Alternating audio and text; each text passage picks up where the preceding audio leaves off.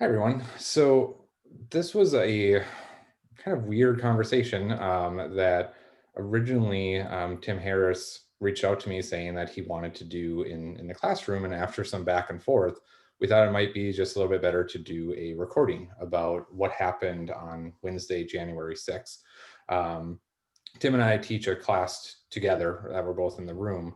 And then we thought bringing in Sean Nyman, who teaching sociology, would be a valuable perspective as well. So for those students who might be watching this in a different class, we're just going to introduce ourselves real quick, and then we'll kind of get into what the conversation is going to be about. So my name is Adam Austin. I teach in the psychology department.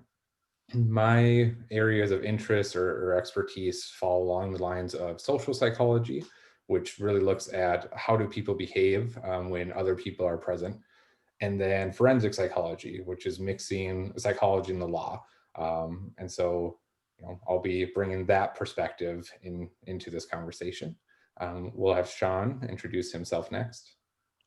Hey, my name is Sean Nyman. I'm an assistant professor of sociology at Columbia Basin College. Um, I'm more of what you might call a generalist in sociology, but my interests, I have a variety of interests, but my graduate work was in education at community colleges. And currently, I've been exploring more issues related to race and caste systems, especially in the United States. Um, and that's where I'm at, I guess. All right, and then we'll have Tim introduce himself. Hello, my name is Tim Harris, and for those that don't know me, I am the Criminal Justice Coordinator for CBC.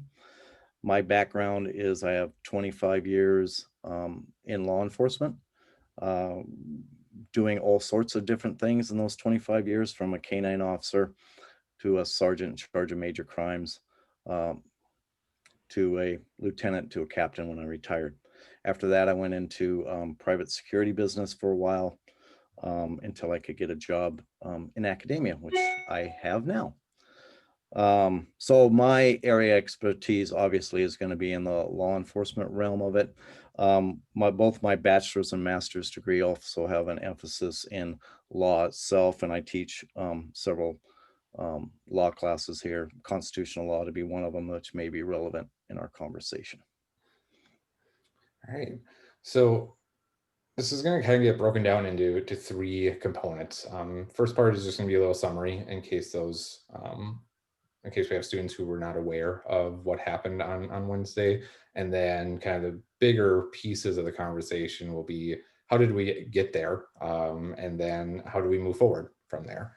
So just real quick summary, essentially on Wednesday, while Congress was doing kind of the ceremonial certification of the electoral votes for the next president, there was a Save America rally where it was predominantly Trump supporters as well as different fringe groups that we're aware of, such as white supremacists and neo-Nazis, were gathering to argue that something happened in the election, that the election was stolen from Donald Trump in some way, shape, or form.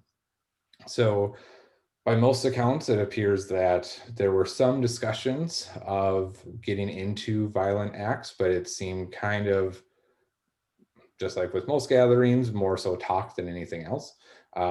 What happened at the rally is that they had speakers. I believe Don Jr. spoke, Rudy Giuliani spoke, and Donald Trump spoke. And with what was being said, and maybe we should have had a linguistics individual on here as well, but with what was being said, it seemed to instigate the crowd. And crowd ultimately breached the Capitol building, where I believe the total was 5 ended up being killed on scene. 1 was shot by Capitol police officer. 3 were killed due to medical emergencies and just were unable to get assisted. And then a police officer did pass away, I think the day after this happened, due to injuries sustained. So this is a really hallmark moment in American history. and Tim or Sean will probably know the date better, but 1814, was that the last time the 18. cap? Oh, What's that? The last it time was the Capitol was breached by, or damaged, or assaulted? it was in the War of 1812, but Tim probably knows the history better than me, I think. Actually, I don't know the exact Oh, date. I had it here and I don't know where it went. So early But 1800s is a nice yes, yeah. exactly blanket right. statement, right? So it's something that has not happened frequently, and it's a it's a symbol, because I know I've heard people speak of like, well, it's really isn't that big of a deal, right? And the Capitol building is very different than what we were seeing happening in the summer, right? And those will get paralleled, and I'm sure we'll actually talk about Black Lives Matter movement protests, comparing it to this, but the Capitol building and the symbolism behind that, and also the legal consequences are drastically different than what we're seeing this summer. So I don't Yeah. know if that covers everything for summary purposes, or did I leave anything out that you guys want to add? No, I think we'll probably get to the other parts of it because I have a few other things to add to what you just said. Okay, so I think, again, the first big piece of this is, how did we get here, right? As a society, as a country, how did we end up with American civilians, right? And that's kind of key here, attacking the government, establishment. And I have my thoughts on it, but I don't know if Tim or Sean want to kind of start with that. I don't know if we want to go from like a timeline of looking back at this date, we can move forward, or we just want to kind of have a general discussion about it. Well, I think Sean will probably have more to say on this than even I do, but I think how we got here is that personally, I think it's not something that just happened overnight. This has been swelling in America for years and years and years and years. It just got the match just got laid to the fire, and gasoline was thrown on it, and it ended up where we are. Um, these militia groups that you're talking about, and I'm not talking about just the general Trump supporters, the people that voted, for that Republican person. Um, I'm not talking necessarily about them. I think a lot of them just got wrapped up in the moment. But those ones that are militia that are planning, if you go back to Timothy McKay, when that's his name, right? One that blew up the McVeigh. Thank you. That we talk about domestic terrorism, which we'll get into in a little bit. But if you look at him, he was actually involved with one of those groups that were at that event that happened on Wednesday. So I believe that because of things that have changed in our society over the years, that the match was lit, and it just needs some gasoline to be poured on it. And you can delve down into this a lot deeper. This is just a general thing that I just came up with. So you can probably delve into this a lot deeper than what just I said.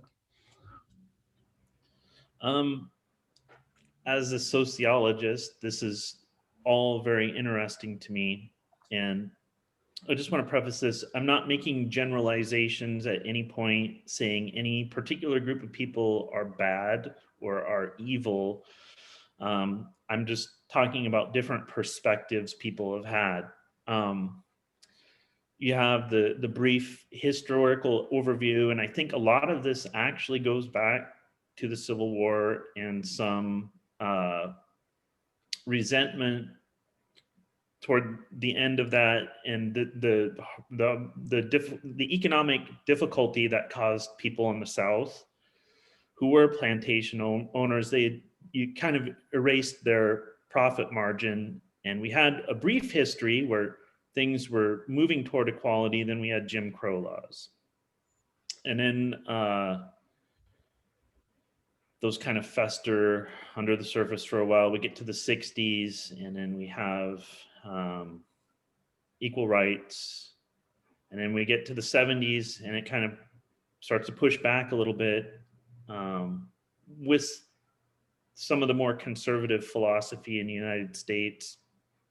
And a lot of this sort of brews under the surface there. We have, from sociological perspective, we have a lot of in-group, out-group activity and scapegoating of the other, as we would say, creating pariah groups, groups that are different than the majority or those in power. We continue forward. We have a charismatic leader in the sense that Max Weber would talk about a charismatic leader. The person that has this sort of personality that has charisma, these sort of almost superhuman qualities, godlike, and at times get a cult following, that gets sort of pushed back against. And then we have Trump era. And I want to make it clear, I don't think Republicans are inherently evil. That's not what I'm saying. It's a perspective, right?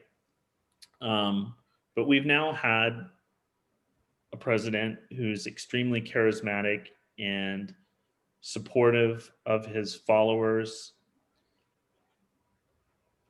and willing to, I guess I would say, stretch the truth in order to harvest their energy, their negative energy or their hate. And I think that all sort of culminated with this belief set that the election was stolen, which I'll add in, there's no actual evidence of, and I believe 50 or 60 judges agree, including the Supreme Court. So at some point, if there's some actual evidence, judges, including ones that Trump appointed, something's going to manifest here. But we have this charismatic leader that has a cult following in a way, and these people show up to this. What was it called? It wasn't Stop the Steal. It was Save America. Save America. And it could have just been a normal rally where they said, go up to the Capitol and, peacefully protest. But we had language like words like "show them you're tough" and Rudy Giuliani saying "trial by combat." And at that point, the fuse is lit. So we have this charismatic leader harnessing out-group hate, scapegoat group hate. Those people over there, they're the ones that are causing you misery, and you need to rise up. And we get into this situation that we've gotten into where there was violence, death, and frankly, this was a terrorist act and it was seditious. I have a whole bunch of things to say from a sociological angle, but that's kind of how I see it festering, for a century and a half. And there is some element of race involved in this, and I don't want to go into that. And I'm not saying white people are bad. I'm actually a white person. But we have to recognize our own biases. We've all been biased in some way, and some people more than others. And I'm not saying this is an excuse, and I think all of those people should be prosecuted to the full extent of the law. But I think this was a long time coming. And to equate it with Black Lives Matter protesting is, I think, really to trivialize an event that was an attack on our Capitol while it was in session with the intent to disrupt the certification of an election. So that fits my understanding of what sedition is. It wasn't just violence, it wasn't just terrorism, but there was an actual motivation and a cause that, and actually they momentarily succeeded. But that's kind of how I would run it down in a brief way. Let me expound on just a couple of things that Sean said, and I want to take the legal posture here. as we look at this. Let's look at a few things. Let's look at first what the First Amendment says. And what it says is, Congress shall make no law respecting an establishment of religion or prohibiting the free exercise thereof, or abridging the freedom of speech or of the press or the right of the people peaceably to assemble and to petition the government for a redress of grievances. We all know what the First Amendment, we're taught it in school, but how many people actually look at it and deconstruct it? And one thing that always gets me, and I talk about it in class, is the right of the people peaceably to assemble. Our forefathers put that words in there, peaceably to assemble and to petition the government for a redress of grievances. Sean is absolutely correct. We had Congress in session. They were trying to certify a legitimate and legal election, which is their duty by the Constitution. And we had individuals that were trying to disrupt that, if not intent to do more bodily harm to those they figured were against their beliefs. When we look at, and I'm going to just really quickly go over 3 laws and I'm going to shut up. And this is from 18 U.S.C. section 2383, rebellion or insurrection.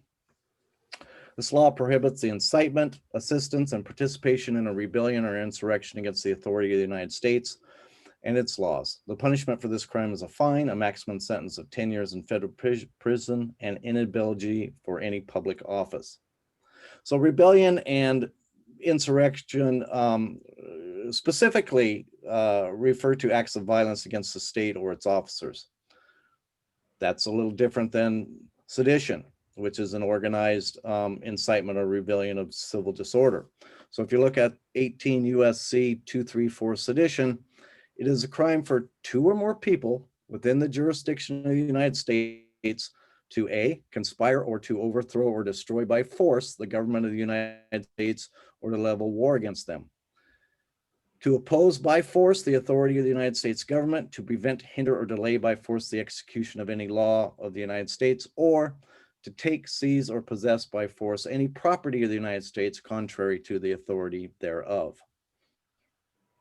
You can see how those 2 relate, and you can see that the participants in there, from what I know of the law and for listening to experts more vast in law than I am, can see how those 2 would relate for those that were, entering the Capitol under not just legal business, but any business. The last one is treason, which is 18 U.S.C. 2381. And to be found guilty of treason, and I'll just read this here if I can find it real quick. The prosecution must prove the necessary elements. So in a criminal trial, you've always heard beyond a reasonable doubt. Well, the prosecution's job is to prove, he or she has to prove beyond a reasonable doubt the elements of the crime. In the sedition and the protest laws I just read earlier, you can kind of see the elements of the crime. But here are these ones. The accused supported an enemy of the United States or undermined the United States without necessarily supporting any specific enemy. The accused had the specific intent. And intent, we talk about that, and Adam can sure jump in on this when we talk about intent and cognition, or the mental ability, the thought process. You also have to have the act itself. But in this piece, it's the accused had this specific intent to betray one's country, and the accused must have committed an overt act of treason. So in other words, an active attempt to commit treason and not just mere intent. So they have to have the act to do that. There's a third element of that called concurrence, which just means that it has to happen at the same time. You have to have the act. It's a voluntary step necessary. And then you have to have the intent or the mental thought process that, yes, this is what I'm going to do. And so I'm going to backtrack just a little bit, kind of about how we got here. So Sean mentioned kind of from a sociological perspective and went over, very brief American history. And for me, which this isn't a pro or a con, but I am younger than both Sean and Tim. And so like when I think of American government and presidents, my experience is probably greatly different than what theirs are. For as long as I've paid any attention to politics, which honestly it was probably during the second Bush run, so from 2004 to 2008, that's probably when I actually started to pay some attention. It's always seemed like there's been this great divide that has happened with how people consume information. And a lot of people want to point to, well, it's social media is doing, and it's the internet. And I would argue, no, like it's been going on well before that. Most likely, I don't have the full facts about this, but since cable news networks, because I will remember having friends who would just watch Fox News, and that would be their news source, and they'd be telling me about things that Bush have done, like in the positive, and I'm like, I haven't heard any of that. Like, where is that coming from? Everything I'm hearing is this other side, and it became just kind of this weird phenomenon for me that I'm like, okay, well, how do I actually know what is right or what's wrong? And that's become just kind of exploded in the last 8 years, I would say. I feel like around 2012 is when we really saw this bigger push of Facebook developing more news orientation, and we started to see Twitter becoming a bigger thing. And then, we have Instagram and all these other social media networks become an entity here. And now I go on to any of those networks and I can ultimately get the same story spun in drastic ways, depending upon who's sharing it and why they're sharing it and who wants to say it. And I have talking heads that have no expertise in anything, now all of a sudden becoming experts on law, coming experts in psychology, in sociology, in group management, in leadership. And as somebody who was trained in how to decipher information through my graduate studies, I can look at that and pretty much call bullshit, right? Like I can be like, no, that's not true at all. I can easily see where somebody who's not been trained properly in how to decipher information would view that and be like, damn it, I agree with that. This person knows what they're talking about, and they start to get support behind it. We also end up, and this is where my more psychological stuff will come in, we get into these echo chambers so easily that it's up to each individual to actually pull themselves out, right? Even when you don't intend to, you ultimately will find yourself in like-minded groups that share the same opinion. And if that's all that you're ever hearing, you have every right to assume I must be right. Look at all these people that agree with me. And I think that became really the fodder of Trump, right? Like when Trump ran for the presidency and started in 2015, he was laughed at and scoffed at by the vast majority of people in power from the Republican side. Look at this idiot, he's going to destroy everything. He's a, numbskull. All these other things were being said about him. But the general public latched onto him, right? He ultimately was able to ride his coattails of being famous, which again, this is where I think that age thing matters. Like for me, I know Donald Trump from The Apprentice and wrestling. Like he is inducted into the WWE Hall of Fame for some unforeseen reason. But like when I heard Donald Trump, I'm like, that guy, like that's all that I know of him. And then he got brought back when he wanted Obama's birth certificate. I can talk to my parents and they know much more about him because, in the 80s and 90s, he was in all these different tabloids that, again, somebody like me, I'm like, I have no idea anything about that. Like, I don't know who his ex-wives were. I don't know anything along those lines.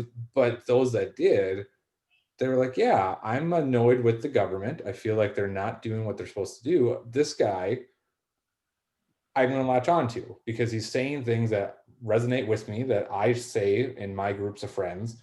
And now all of a sudden he begins to kind of chip away. And over time, we see him become this kind of omnipresent president that anything that he says is right and anything that goes against it is wrong. And he worked for 5 years to get his followers to that point. Of saying the media is bad, don't trust anything you hear, only trust me.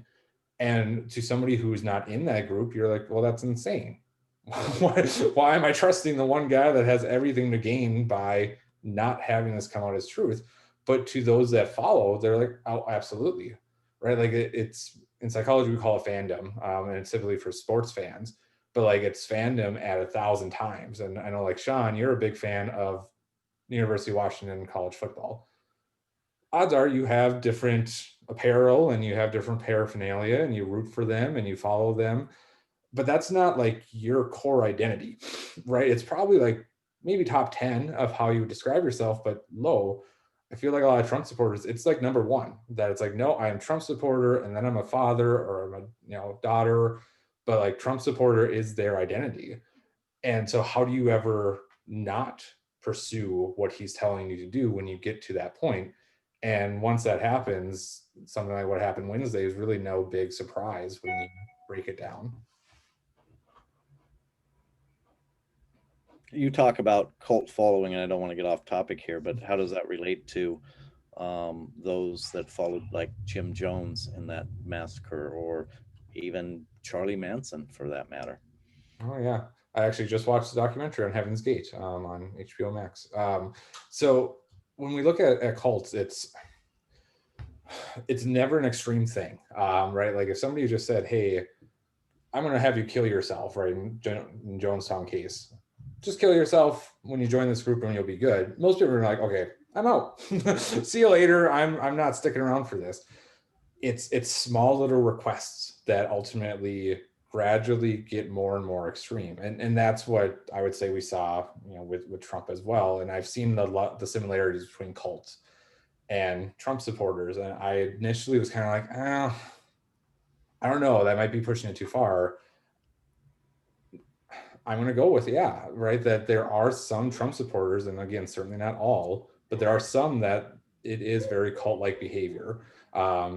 The cult's mission is typically to develop almost a shared consciousness that everybody acts as one. That's why typically in cults, you'll see them dressed similarly. In Heaven's Gate, they wanted everybody to be androgynous. They wanted everybody to wear roughly the same type of clothes. When they did commit their mass suicide, they all were dressed the same. With Trump supporters, right? Like you see that similarity, that it's the paraphernalia. Some people carry the American flags to his stuff, but there's many, many more Trump flags at his stuff, right? And there's many, many more Trump hats and shirts. And it's not supporting the United States, it's supporting Trump, right? That it's not the same thing. That somebody's not just like, I'm really proud of my president. No, you're really proud of Trump, right? And it matters that there's that difference. There's also with cults typically this idea of you're giving away your possessions, so you have to rely solely on the leader. We saw some of that happen in a more kind of abstract way, that people were giving up relationships. A lot of people lost friends, family members, and not physically lost, but just, it's like, okay, if you're going to be talking like that, I don't want anything to do with you. So they became more and more isolated and relied more on each other. And so then you have, again, this echo chamber that happened within Trump supporters. And with Trump supporters too, it was really the all or none. Most other political ideologies, you have some wiggle room that I can say I'm liberal, but I'm going to view it liberalism this way. With Trump, it was you either view exactly what he says as the absolute truth, or you're not a supporter of his and you don't belong here type of mentality. And we saw Republicans fall into that as well. Like elected Republicans fall into that. I can't go against him because then I'm going to lose support, because there's no middle ground. There's nothing I do here.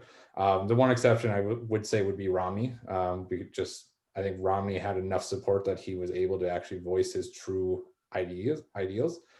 But every other one, they relied on Trump supporters backing them.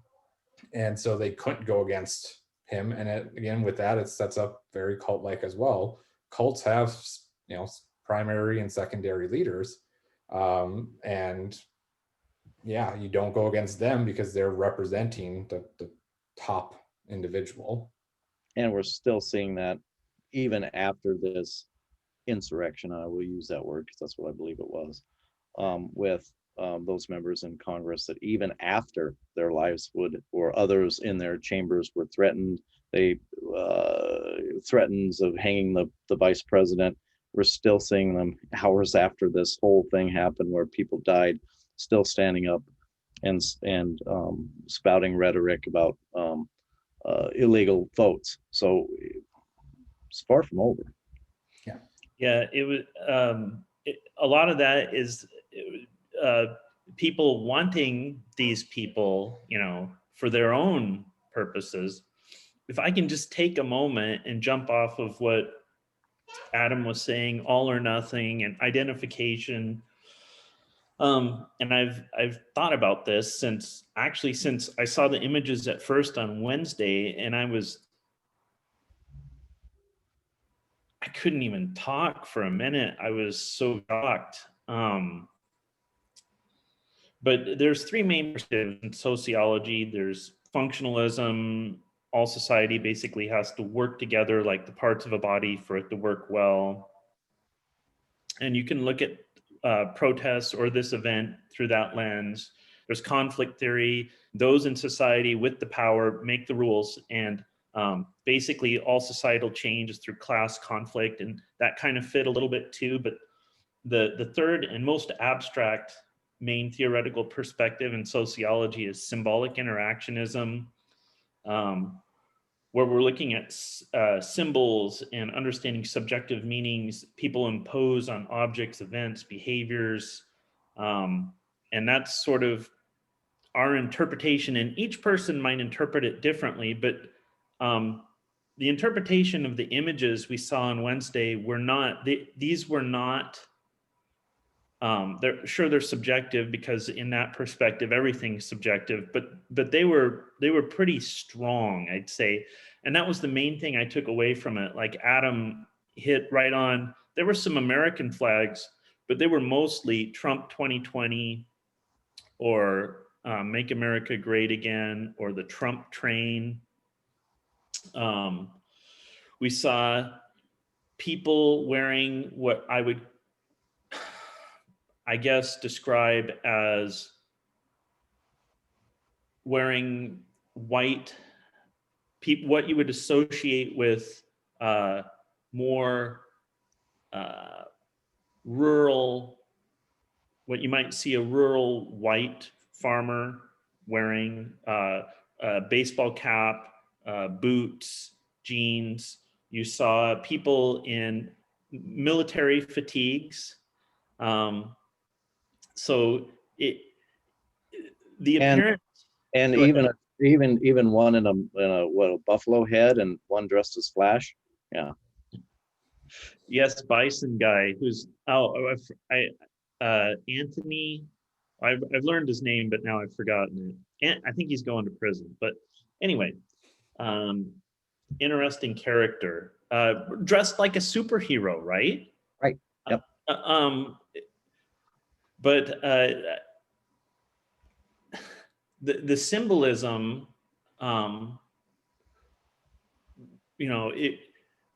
they were identifying most often with a particular, and it's not that vague anymore, a particular ideology, belief set that you might think of a Trump supporter. And then, of course, like I said, you had the people in the fatigues that were I guess they were there for serious business. They were identifying with a paramilitary sort of mentality and mission. But the symbolism was striking. And maybe you can hit on this, Sean or Adam, but off camera we talked a little bit about that, but we're talking about people from all walks of life. Right. There were people from, we know there was a state senator from West Virginia who's now resigned. There were CEOs, there were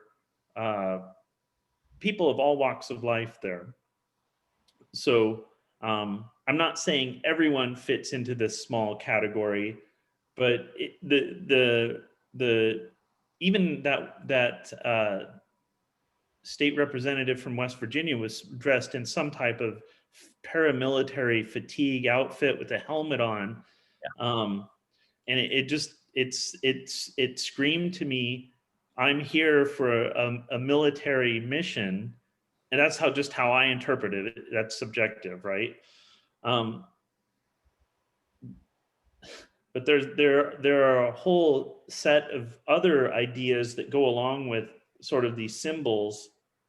Um, Believing you're fighting for this just cause. And when I was talking to Brad Powell the other day, he brought up something called the Thomas theorem. And even if these things they believe in aren't true, because they believe they are true, they're true in their consequences.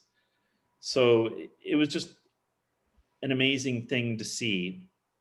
And then there's another term called false consciousness, believing the leaders have your best interests at heart and believing they really represent you and want you uh, to be all you can be and be safe. I would say, for the most part, many of these people that breached the Capitol, especially, had false consciousness, believing in something that wasn't in their best interest. In that, if their leaders had their best interest in mind, they definitely would not have encouraged them to do this, because many of them, their lives are going to be ruined because of this. They're gonna have a felony, and they should have a felony.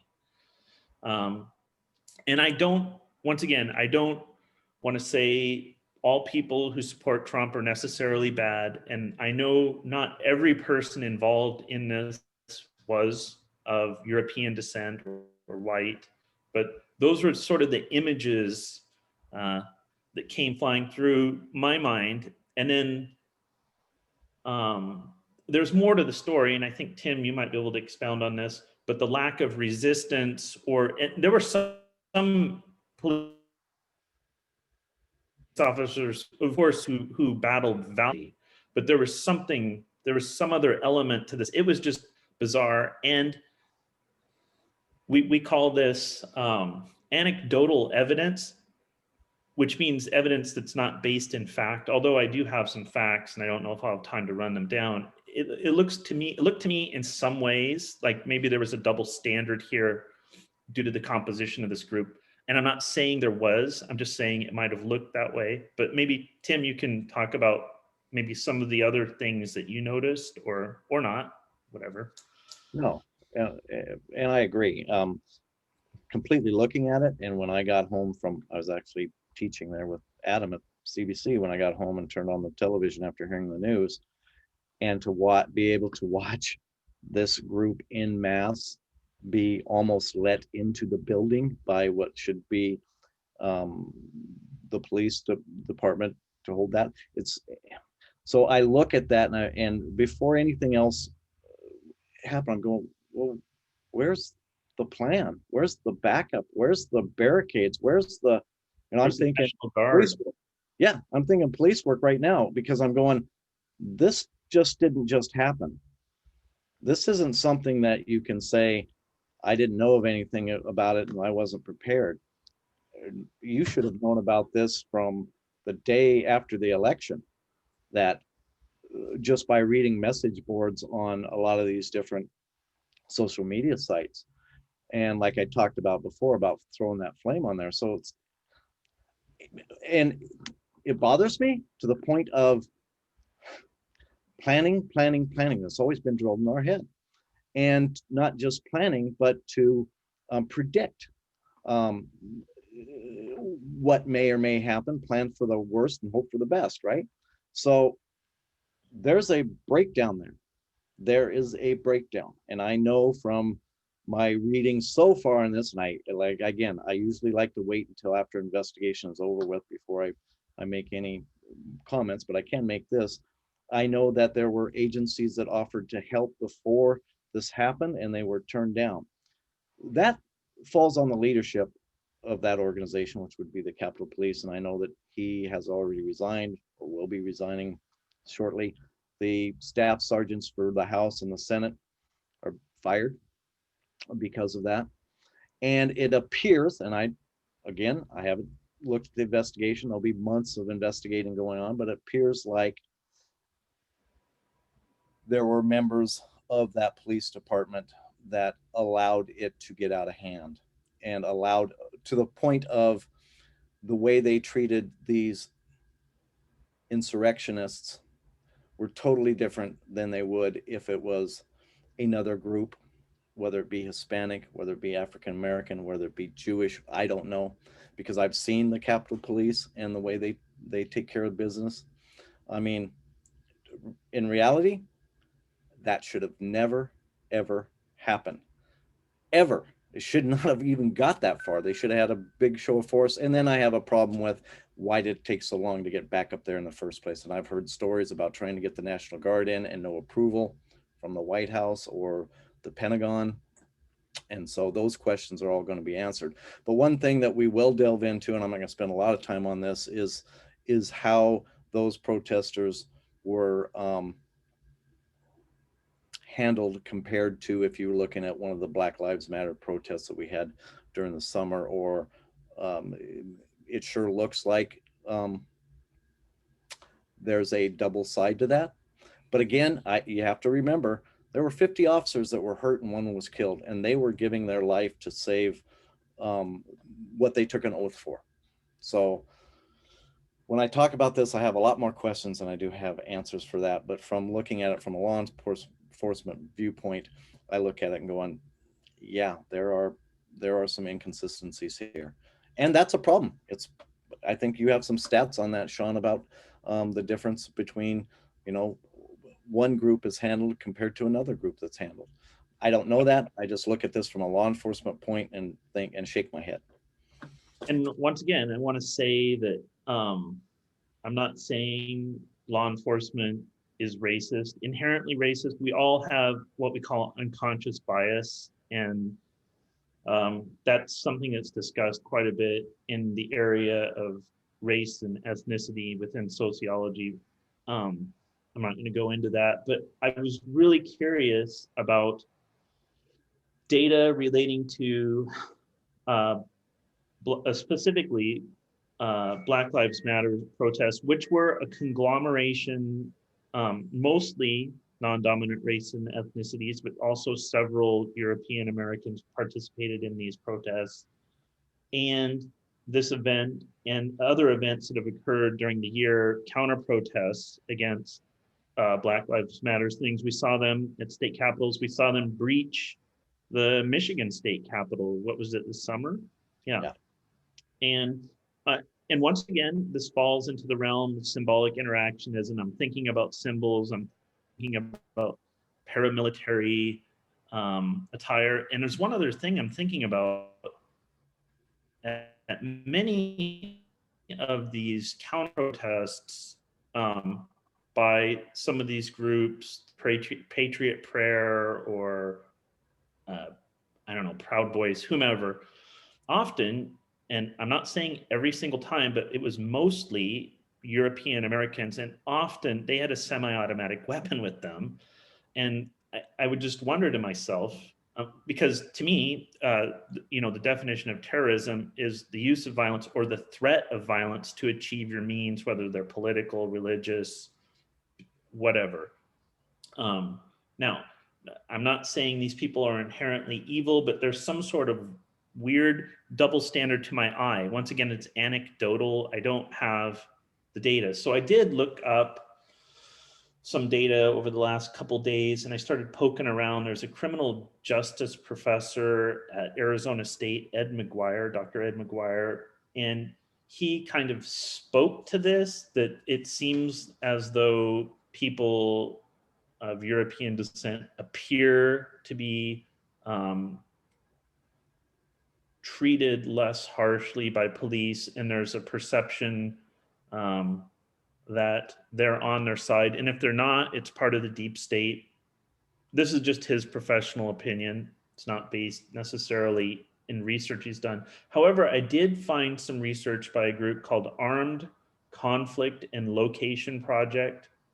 They do aggregated studies of armed conflicts or riots or violent events throughout the world, including the United States. And Dr.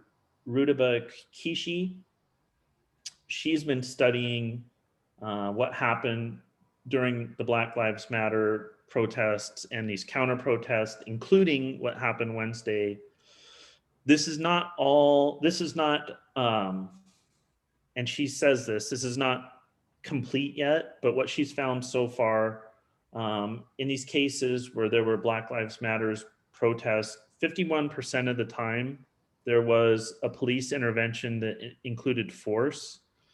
At these counter protests, she found counter protests that were right leaning, use of force was 34% of the time. So that gives you pause to think. Once again, these are new. This is like a whole new area of study, but it's something to think about. I don't have, or she didn't provide the data on how many of these counter protests were completely peaceful, but 93% of Black Lives Matters protests were completely peaceful protests. In addition to that, there's no brandishment of weapons. So it's interesting, and it's funny. The first thing I thought about, there's a famous study in sociology that a woman named Diva Pager did. I don't know if either of you are familiar with this. It was called Marked Race. It had to do with race and felony, and two different groups of job applicants: whites with a felony, and then just a white without a felony, a Black man with a felony, and a Black man without a felony. And what she found is she had them apply to jobs, and it turns out white men with a felony got a call back more frequently than a Black man without a felony. Now, I'm not saying everyone's racist. I don't think business owners are all racist, and I'm not saying the police are all racist, but there's some sort of unconscious bias, and we see it with our eye, and then it bubbles over into statistical data as well. So Dr. Kishi's research isn't done, but it was interesting for me to read that. This event was so multifaceted, we can't break it down to one thing. Like I say, sociology is never black and white, it's shades of gray. And I'm sure in social psychology, Adam experiences that too. But it's just, I don't know, it's hard to verbally quantify, but it just, the whole event Wednesday, there were many causes, there were many, I guess you could say, accelerants on the flame, and it resulted in a seditious act. I guess I'll just stop there. Well, and I think you kind of make a nice transition into where do we go from here, right? Because in my mind, how we fix what is currently happening within this country is we have to get people to be better consumers of information, right? Like that's, I don't see any way that we can move forward without actually getting to that point. And the reason I bring that up as, potential transition for you is like, you have the studies there that show that. And as you said, like these studies by themselves do not say that hiring managers are racist or anything like that. Right? That's never the goal of a single study, is to be all encompassing, right? The goal of a single study is to add to the literature so we can start to get a better perspective of what's happening. And this is something that I see happen all the time in, I'm going to pick on the anti-vax community, that they will go out and they will find, well, look, here's this peer-reviewed published study. And I'll look at it and I'll be like, I've never heard of this journal. Like, what journal is this? And I'll go and find out that, well, yeah, it's a journal that if you give them $50, they'll publish whatever you want, right? Like, but for somebody that has not been trained, again, like they would not know that, oh, there's actually different types of journals and different tiers, and there's different protocols and restrictions and all the stuff that goes into that. To them, it's, well, I typed into Google Scholar and I found it, so it must be legitimate, right? And those issues, happen in that community, and we see, the anti-vaxxers really strong in their convictions, and they're really strong in pushing, here's all this research that I did, that I showed it. And when you say, well, no, you didn't actually do research, right? Like you compiled a lit review, I guess, but like you weren't actually the one physically doing it. It's they don't understand. And again, it's not just that community, it's the average consumer of information. They don't recognize like what does research actually do, what's the purpose of it, and how does it actually get utilized moving forward. So, yesterday Apple decided that they're going to remove Parler from their app store. Google announced Friday that they were removing that.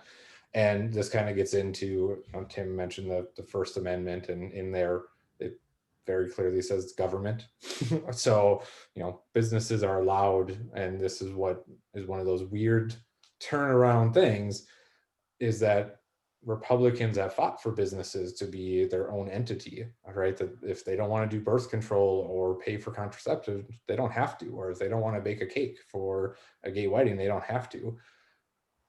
Well, that works with other businesses as well, that if they don't want you spouting violence on their platforms, they don't have to, right? And again, it's just one of these weird things that people will use information how they want to mold it, when there is objective truths out there. It's just people will turn things to make it how they see fit.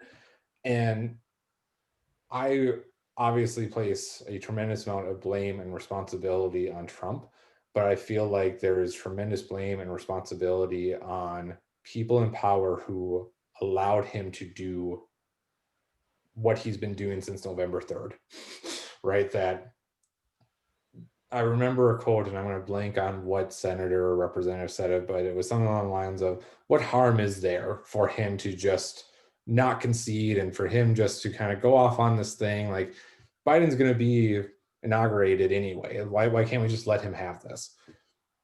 This is the reason, right? Like this is what everybody told that person. Like, here's the problem with it, is that we have had peaceful transitions from administrations, to my knowledge, the entire time that we've been a country. And maybe there's been a hiccup here or there, but I'm not thinking of. You're breaking that, and you have such a strong base that only views your word as truth, that there's going to be consequences to saying no, it was rigged. And then you have, like Josh Hawley and Ted Cruz and Matt Gaetz, all senators that are Republican. Is Gaetz a representative? Congressman. He's a, Congressman. Thank you. That come out and they back this up, and now it's like, oh, look at these, right? They're reinforcing these ideas that I have, and we can't do that, right? Like, if we actually want to fix things, and I've seen Marco Rubio come out today about how if Biden really wants to mend America, he has to let what happened Wednesday go by. Just leave it alone. Just let things happen. And it's like, well, no, right? Like, that's not the way things work. Is that if you do an action, there's consequences to that action. And we can't just say, well, for the sake of trying to mend bridges that are probably will not be mended with individuals that were willing to attack the Capitol building anyway, we just need to forget that happened, and things will just kind of eventually go back to normal. It just doesn't work that way, because you'll never be able to convince people that they were wrong, right? And this is where cognitive dissonance gets into play, which I won't bore people with, but it's the idea that you have a view, there's information that contradicts that view, and now you have to decide what to do. Do you go with the new information, or do you discredit it? And we're seeing time and time again, those really loyal Trump supporters are just discrediting new information, saying that's not true, that's not how it happened, it's the media's depiction. And it's just like, okay, we've lost them. They are in their own reality. There's probably nothing at this point that will allow us to bring them back. And when people actually tell them it's false, they say, I'm taking my ball and I'm going to go over here, right? I'm going to go to this app that allows me to just spew whatever I want without fact checking it, or I'm just going to stop using this, or I'm going to stop listening to this. They don't actually reflect on, okay, why am I hearing the same thing across 50 different sources telling me I'm wrong, but ultimately I'm going to pick this one over here, the 51st, that tells me I'm right? There just is nothing that can really be done to assist that. It's interesting when you look back, and we talk about going backwards a little bit, and I'm a believer of this, that we have done a disservice in this country by getting rid of our civics classes, our social study classes, we would call it when I was in school, so much watered down that 35% of the American public don't even know what the three branches of government are and what they do. And so when they start spouting about what the Constitution is, I can guarantee you that about 99% of those folks have never even read that part of it. They're just listening to what they heard from somewhere else. Yeah, and I'll piggyback. My civics class was in ninth grade. It was not the right time. Like, I don't remember much of that class because I was not interested in politics. You know, I was 14 years old going through puberty. Like, that was my concern, not how do these branches, work together. And my wife, who's the same age as me, we went to high school together, has talked about, like, yeah, I feel like I didn't really learn that much either. And we agree, like, if they would have given that to us as a senior when we could actually vote in the next election, whatever that was going to happen, odds are it would have been much more useful than as a ninth grader where you're just concerned about making it through your freshman year of high school. I just remember, because I'm a lot older than both of you, but I just remember in high school actually watching those movies on how a bill is made. They had Yeah. that. It was right before we were ready to vote. I just remember that, and we had our civics class and what the government was all about and how it worked. And you're right. It probably wouldn't do any good for somebody that's in middle school. They don't care about that, and they'll forget it. Like the Saturday afternoon shorts, I'm just a bill on Capitol Hill. Yeah. Yep. I was at the tail end of that, 1970s. Oh, I have a Schoolhouse Rocks t-shirt Sweet. Awesome. because it still was part of the curriculum in my K through 12 year. So I did watch it as well. And conjunction, junction, what's your function? I also watched that one a lot. So Can I, and I don't necessarily have to show the graphic, but just giving a plug, once again, going back to factual information. We talk about critical thinking in our classes, and I like to say critical thinking is an informed decision making. And the first step in that is finding credible sources of information.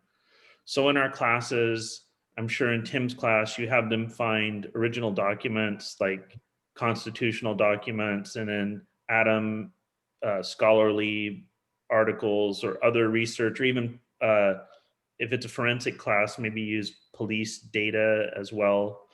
I encourage my students to use scholarly journals or government data, things that the fact is the fact. You might be able to argue a little bit on the interpretation of it, but original documents are the best. If you're looking at news, try and find news that is fact-based, and the most middle of the road fact-based information is the Associated Press. If you're willing to read, rather than I know reading is hard, but if you're willing to read rather than watching some of these news programs, I readily admit when I do watch TV on the news, it's typically CNN. But I have a rule with myself. For every 4 minutes of CNN, I have to watch 1 minute of Fox. So I get it from the other side too. But I'm just telling you, on this magical device that Tim and I didn't have when we were children, we had newspapers, and there were 3 networks: ABC, NBC, CBS, and those programs gave middle of the road, unbiased, fact-based reporting when we were growing up. So now we're inundated with all these sources. On my phone, I have the Associated Press, Reuters, and NPR. Those are maybe, some people say NPR strays a tiny bit to the left, and maybe so, but those are fact-based reporting. They tell you the facts, you read the article, and then you think about it. So if you're wondering where to get actual facts, that would be my suggestion, other than primary documents, scholarly research, or laws and such. But I thought I'd give a plug. If you're wondering how to move forward and get news, that's how I do it. Yeah, and I think too what we saw again from really 2015 to now is we saw news doing what modern news stations do for the most part, and that's they want money, right? They want revenue, they want ad clicks, they want viewership, and everybody saw Trump as that cash cow for good or bad, right? That people that hated Trump tuned in because they were like, I need to know what he did. People that loved Trump tuned in because they wanted to see what great things he did. And where we started to see some problems is that because there was so much reporting on one individual, inevitably things were going to be wrongly reported. And this is going to be an issue of every media outlet, is that they go for speed a lot of times over accuracy. I want the story out now. We'll fill in the gaps as we need to, but like, let's run the story now. That's really all it takes for somebody to become disenfranchised with that news station. Well, they lied about that, right? Trump didn't actually say it in that way. They took that out of context to make the point look worse. And bam, you've lost that individual as far as them viewing it as a legitimate news source. And Trump did it to Fox, which again amazes me. Like, I mean, it just shows how much power he has over his supporters. Is that again, 2004 roughly, when I started paying attention to politics, Fox News was always the right-leaning news broadcast. And Trump, in the course of a month and a half, was able to convince his supporters Fox is now bad because they're reporting legitimate results of the election. Go to these two other weird new outlets, Newsmax and One American News Network. Those are where you'll hear the real truth. And it's just like, and people followed. They're like, oh, okay, well, because he told us this.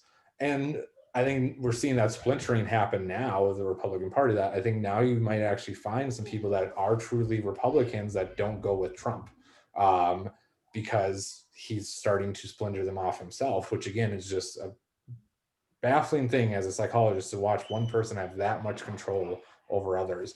But I mean, the reason I bring that up and when I'm my little rant there is for people to recognize, like, just because you read a news story once does not mean that you have the full story. Go back, check for updates. And just because a news outlet has made a wrong report once does not necessarily mean that they are bad or they're biased or they're out to get you in any way, shape, or form. It happens. It's human error. Whether we like it or not, it exists. And we have to recognize that just because they've published it. I, on my app, will actually read Fox News. I am a liberal. And I will say, like, overall, their reporting of the news is actually really good. Their opinion pieces are awful. And that's the big difference. And, Sean, if you want to share the image, Sean has an image where he has the different outlets, and the main outlet for news typically is center left or center right when we talk about like CNN or Fox. For the opinion pieces, and here you can see the CNN opinion is far left, the Fox News opinion is far right. Yeah, they're awful. If you ever read an article that says opinion, immediately you should question, why am I reading somebody else's opinion about this? Like, why shouldn't I be formulating my own first? And then certainly if you want to go read what other people have to say, that's fine. But then when you look at like where CNN the news only is left leaning, Fox News only, that's right leaning. Again, because the news itself, like overall, if they're reporting the facts, that's great. But it's the opinion pieces that people really, they take too much to heart instead of looking at it for what it is. And that's somebody that's getting paid potentially millions of dollars a year from this company to write an opinion to get clicks, right? That's the only reason an opinion news article exists, is to get traffic to that website. There's no other reason that it's out there. Yeah, it's kind of interesting when you think about it, because when they say Fox News, you've got, I can't remember what his name was, Shepard Shep, that left here, and he was a news, and Chris Wallace, and a pretty respectable news person. But when you're looking at Sean Hannity or Tuckerson there, they were sued because of what they said, and the courts actually said they're not news, they're entertainment, but they don't come off as that. They come off as Fox News. So you know. And that's an important distinction to make, because in the middle of the day, Fox News used to be Shepard Smith, like you said, and now it's Brett Baer. For the Right. most part,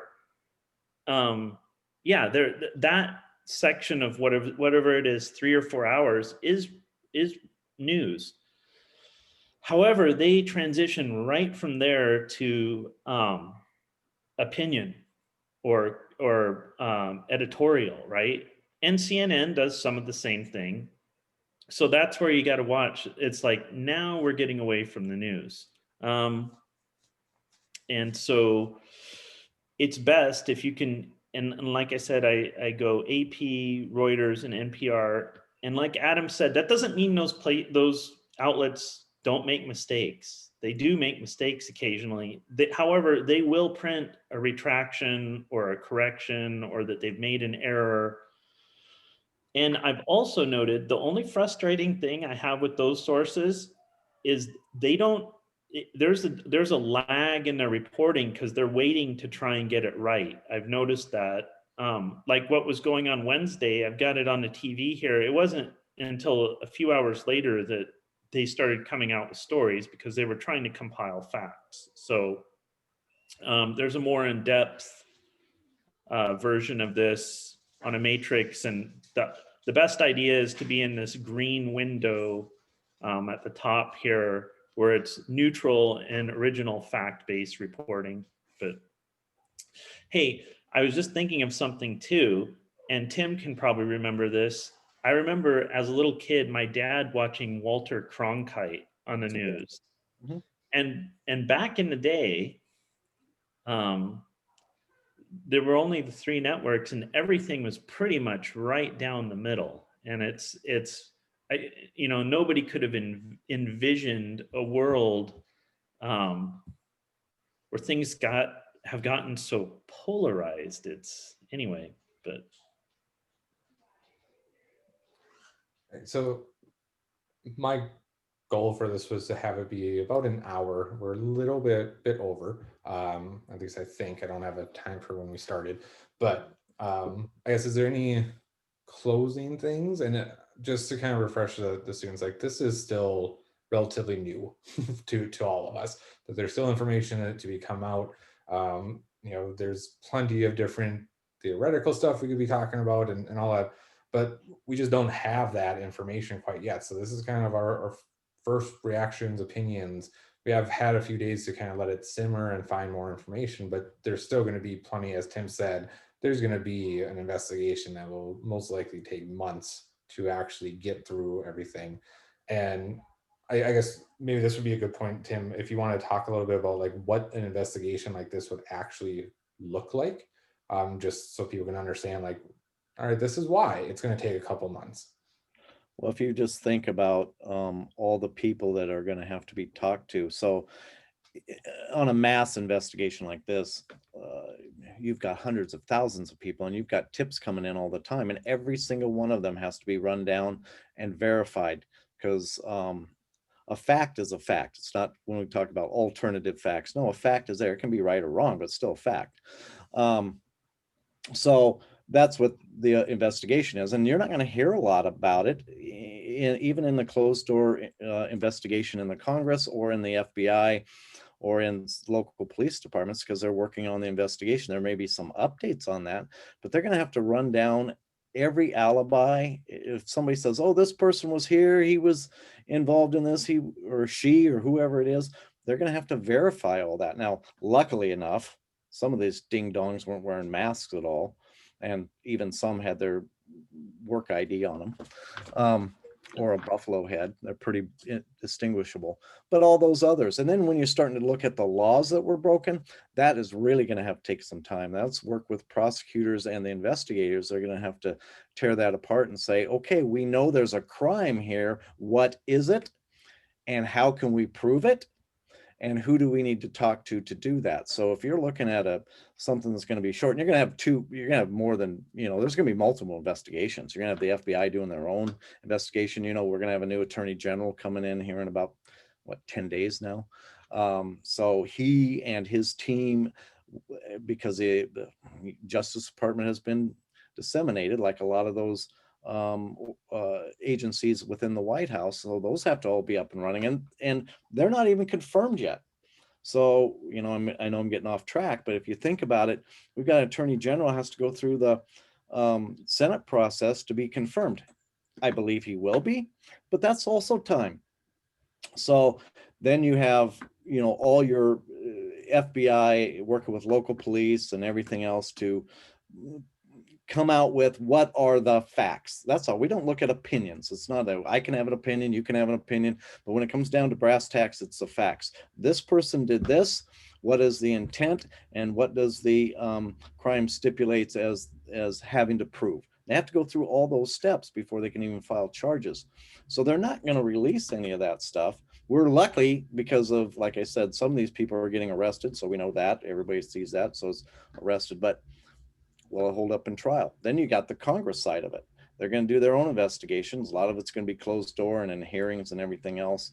And those investigations will look at the inconsistencies with the upper management of the police department, Capitol Police, and their negligence on not being prepared.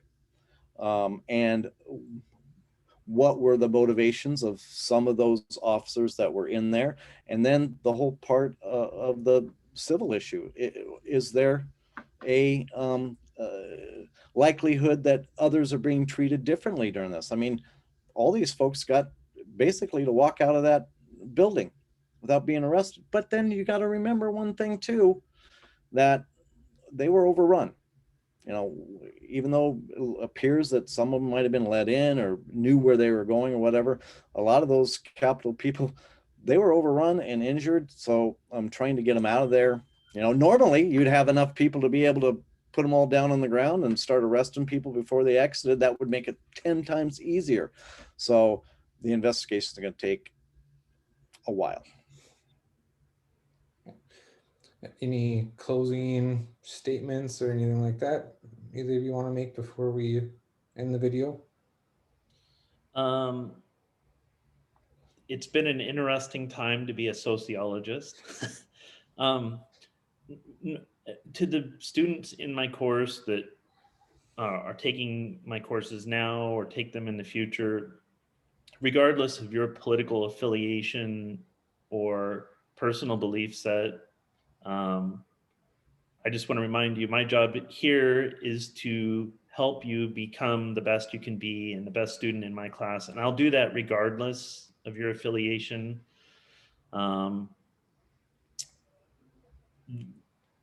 This video is both exciting to make and a little bit nerve-wracking at the same time, as this event is sort of in the process. You know, it's going to be analyzed for, like Tim said, months. And it'll be in history courses, in criminal justice courses, for years, right? Decades. So it's been a strange experience. Regardless of your perspective on all this, I'm here to help you. And I'm sure, of course, obviously Adam and Tim are as well, but I just wanted to throw that in there for anyone who might have a different perspective in my course. So. And I think Sean hit it right on the head. We're just looking at this right now in the last few days. Some of our opinions may change by, you know, a month down the road. And our job as instructors are to try to tell the truth, or what truth we know to be the truth. Your job as students are to verify what we say is actually right. And believe me, if you disagree with what I say, Sean says, or what Adam says, that's totally your right. And we actually want you to do that, but we want you to do it in looking for the truth and looking at it critically. And to piggyback off Tim, part of what makes somebody a critical thinker, and, you know, in this case, you know, academic, is not being fearful of changing your views as new information comes forth. I think all of us can look at our disciplines and be like, wow, we were really off base at one point in time because, you know, this was the view that we had. And, you know, if I was training back then or teaching back then, like I would have taught this. And, you know, in modern perspective, we're like, wow, that's awful. we have to be willing to do that at both kind of a professional level as well as a personal level, being able to get new information and instead of just view it as that doesn't fit my worldview, so I'm going to throw it out, look at it and say, okay, is this factual? And if it is, how does it then fit in to your worldview? And how do you use that information to kind of shape your perspective? So, I agree. Oh, go for it, Sean. Oh, I was just going to say, you're 100% spot on, and I may have made errors here today. And if I have, I will recognize that and acknowledge it. And in the words of the great economist John Maynard Keynes, when he was approached by another economist who said, well, you changed your opinion on this policy, he said, well, the facts, what I know to be facts have changed, so I changed my belief set or my opinion. What do you do, sir? So I'll just stop at that. Yeah, that's an excellent stopping point. For any students that have any questions, absolutely, we're open to emails, Zoom meetings. Tim and I are teaching a course or two on campus, so we do have office hours. Use a mask if we're still in the pandemic when you are watching this. I can't imagine this has legs after the pandemic's done, but who knows? Maybe we're still using this video 5 years from now. But yeah, if you have any questions or anything like that, do not hesitate to let us know.